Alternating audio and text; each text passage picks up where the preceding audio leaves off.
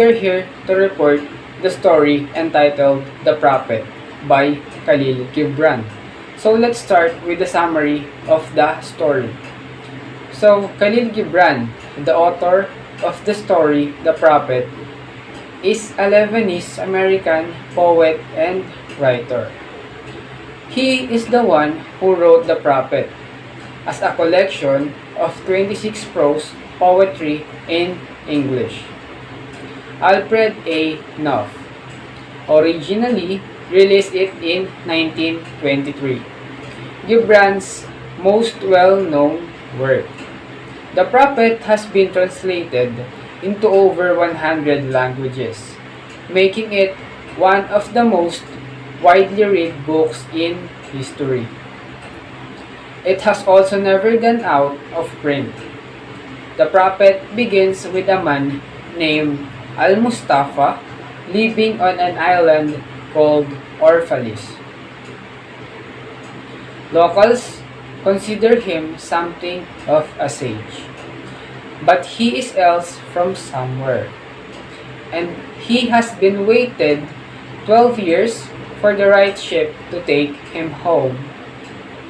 From a hill above the town, he sees his ship coming into the harbor and realizes his sadness at leaving the people he has come to know. The elders of the city ask him not to leave. He is asked to tell of his philosophy of life before he goes, to speak his truth to the crowds gathered. What he has said to forms the basis of the book. The Prophet provides timeless spiritual wisdom on a range of subjects including giving, eating and drinking, clothes, buying and selling, crime and punishments, laws, teaching, time, pleasure, religion, death, beauty, and friendship. Corresponding to each chapter are evocative drawing by Gibran himself.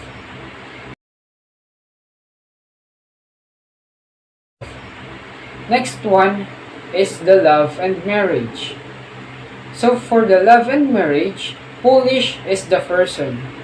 The Prophet says, "Who would seek only loves peace and loves pleasure?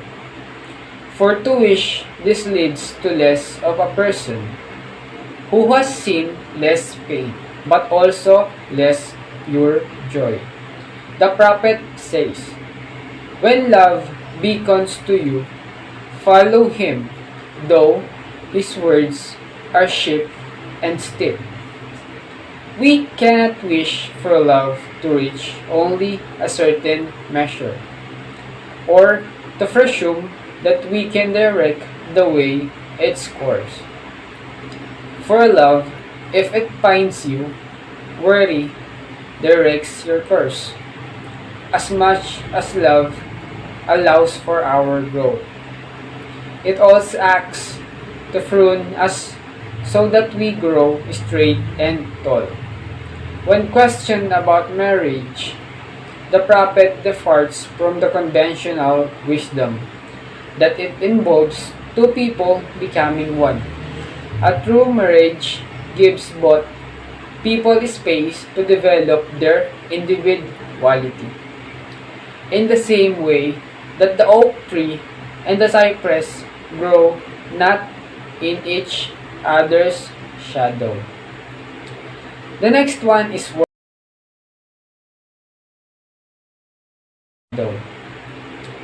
The next one is work. So for work, it is not just the loss of a wage or even status that is so disheartening, but the feeling that you have been left out of the normal precision of life.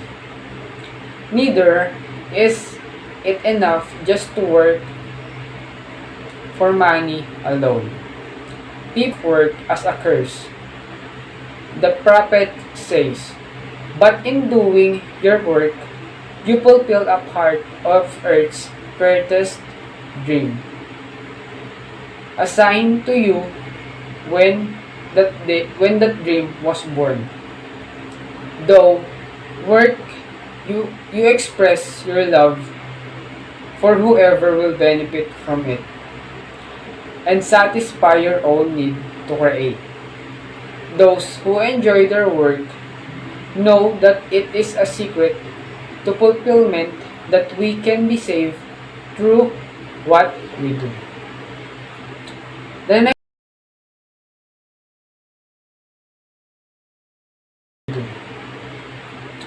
the next one is the sorrow and pain.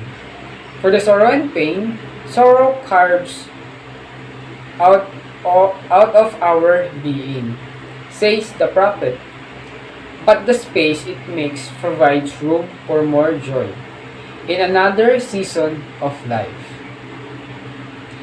In one of his standout lines, he remarks, "Your pain is the breaking of the shell that encloses your understanding."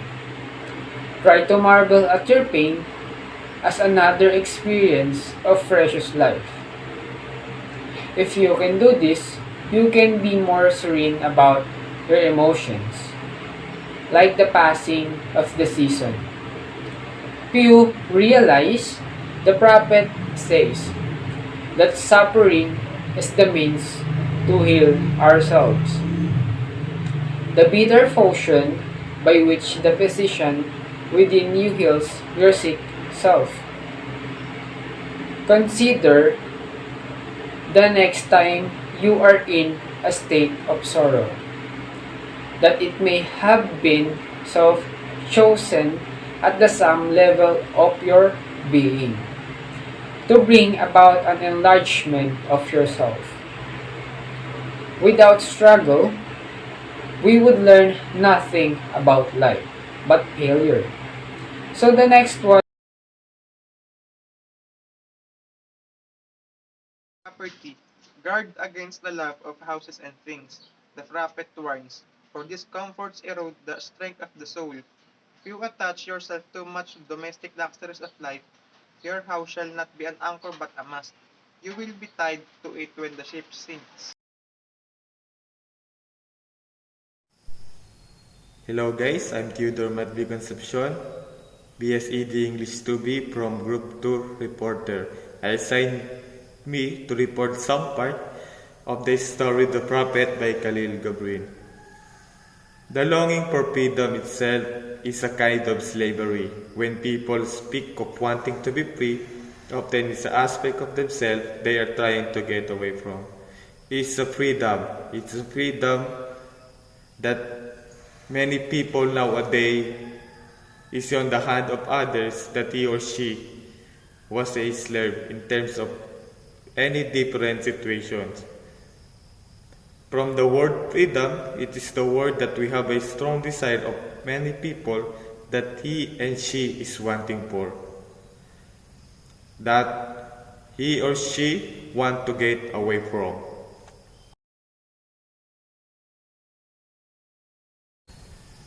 Prayer. You cannot ask for anything in prayer because God already knows your deepest needs, deeper need. As God is our main need, so we should not pray for other things, but ask for more of God. It said that our God is Lord to see our wishes, He can see our needs, He can see our problem in lives that we always pray for God. The main point is no need to pray for God for our needs and problem, but pray for God that His presence is within in our life.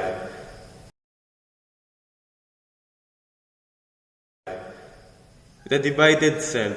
The prophet likens the soul to a battlefield in which our reason and passion seem internally opposed.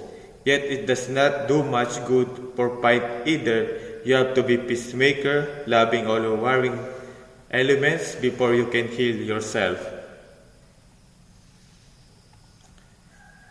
The prophet wants to share to us that our soul is always be in the battlefield, that we always fight to be completely different.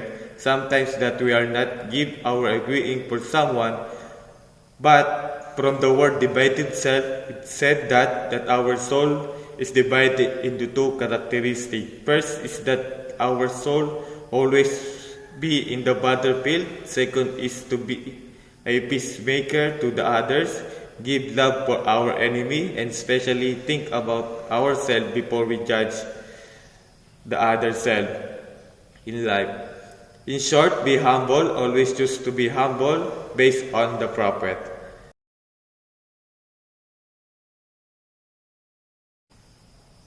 The boundless self. The boundless self, the prophet tries to convey to those gathered that the lives we lead on earth represent only a fraction of our larger self. We always giant self inside us, but we have to first recognize that they may exist. In your longing for your giant self lies your goodness. The prophets say it pursues our knowledge, therefore we are looking for the best in ourselves. It said that we must convey the lives here on earth just only a fraction of our larger selves or limited selves, meaning that we must have ourselves that we must need to acknowledge. But somehow we must need to know what may exist in ourselves. The point to share is we need to deliver to us that we are have long desire for ourselves. Self-life is also therein in ourselves, and through the way we must need to acknowledge ourselves. Knowledge can cause through that way we will find our best self.